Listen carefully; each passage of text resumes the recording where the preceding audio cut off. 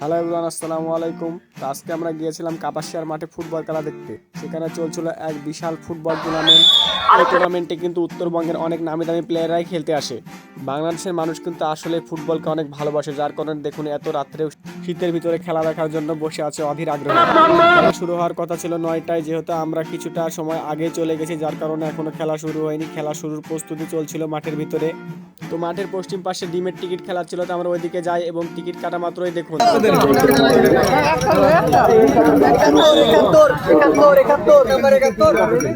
কি নাম্বার রে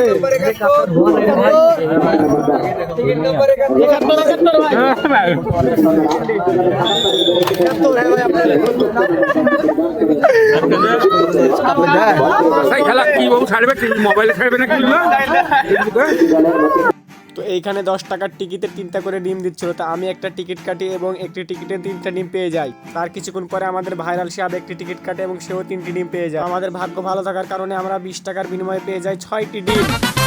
তো এরপরে এই জায়গাতে কিন্তু আরো অনেক দোকানপাট ছিল। তো আমরা ডিম খাওয়া শেষে এদিকে একটু যাই, দেখি এখানে আরো অনেক দোকানপাট আছে। তো আমরা খেয়াল করি ওইদিকে একটা জিলাপির দোকান ছিল। তো আমরা ওইখানে গিয়ে কিছুটা জিলাপি কিনে খাই।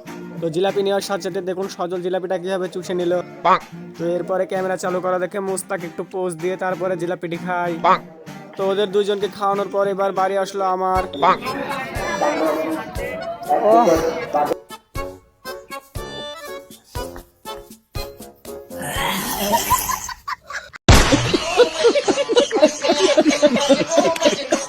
তো জিলাপি খাওয়া শেষে মাঠের দিকে খেয়াল করে দেখি খেলা শুরু হয়ে গেছে। তো আমরা এখানে আর দেরি না করে খেলা দেখার জন্য চলে যাই মাঠের সাইডে। তো এবার আপনারা সকলে খেলাটি দেখুন।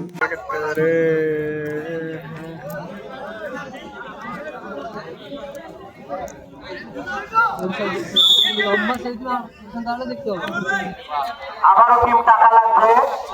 আমার কাছে মনে বল চলে এসছে রে।